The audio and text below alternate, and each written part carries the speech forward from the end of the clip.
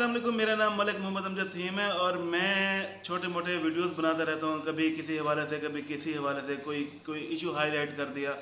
आज मैं आपको जो इशू हाईलाइट करने जा रहा हूँ वो प्राइवेट हॉस्टल और निजी प्राइवेट हॉस्टल के बारे में बताने जा रहा हूँ।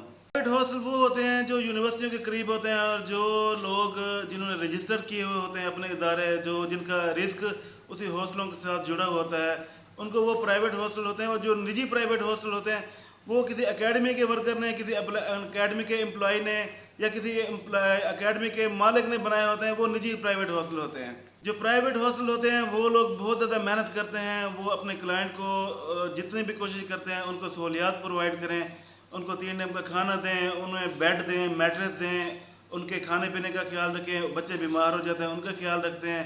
कोई भी इशू हो, छोटा मोटा सिक्योरिटी के हवाले से भी वो बहुत अच्छे होते हैं।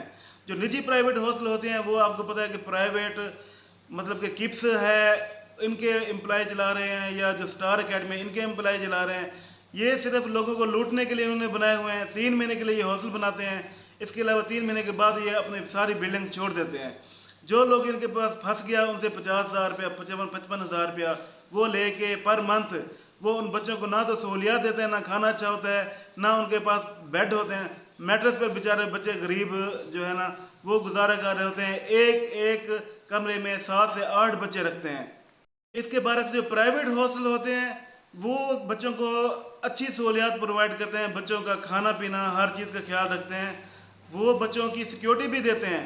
जबकि निजी प्राइवेट हॉस्टल वाले जो स्टार अकेडमी के हॉस्टल हैं या किप्स अकेडमी के हॉस्टल हैं, ये इनके अपने हॉस्टल नहीं है, वो इनके एम्प्लॉय चला रहे हैं। वो ऐसे ही कोई पता नहीं क्या बीन सुनाते हैं पेरेंट्स को कि प्राइवेट हॉस्टल है उधर ना जाएं, आप लूट जाएंगे, बच्चे आपके जो है ना वो अनसिक्योर होंगे। भाई इतने बड़े बच्चे हैं माशाल्लाह, ठीक है ना, क्या प्राइवेट हॉस्टल में नहीं है सिक्योरिटी गार्ड नहीं है, क्या सिक्योरिटी कैमरे नहीं है, पिक एंड ड्रॉप क्या वो नहीं देते, क्या वो बच्चों का ख्याल नहीं रखते?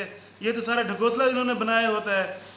और खाम खा में बच्चों के पेरेंट्स, चाहे वो गरीब है या अमीर है, जो अफोर्ड कर भी सकता है ये नहीं भी कर सकता, वो उनको 50,000 रुपये महीना लाजमी दे, ठीक है ना। इसके बरक्स जो हमारे प्राइवेट हॉस्टल होते हैं उसमें वो बच्चे 35 से 40 हज़ार में इजी 3 टाइम खाना भी खाते हैं, पिक एंड ड्रॉप भी होती है, बच्चों की सहूलियात भी बच्चों को होती हैं और बच्चे की फुल सिक्योरिटी भी होती है। मेरा आप पेरेंट्स से यही मशवरा है कि किसी भी हॉस्टल में जाएं, प्राइवेट हॉस्टल में जाएं, अपने बच्चों को भेजें जो रजिस्टर्ड हों, जो बच्चों को 3 टाइम का खाना अच्छा दें, जो बच्चों को बेड दें, जो बच्चों को सिक्योरिटी दें, जिनके सिक्योरिटी कैमरे लगे हुए हों।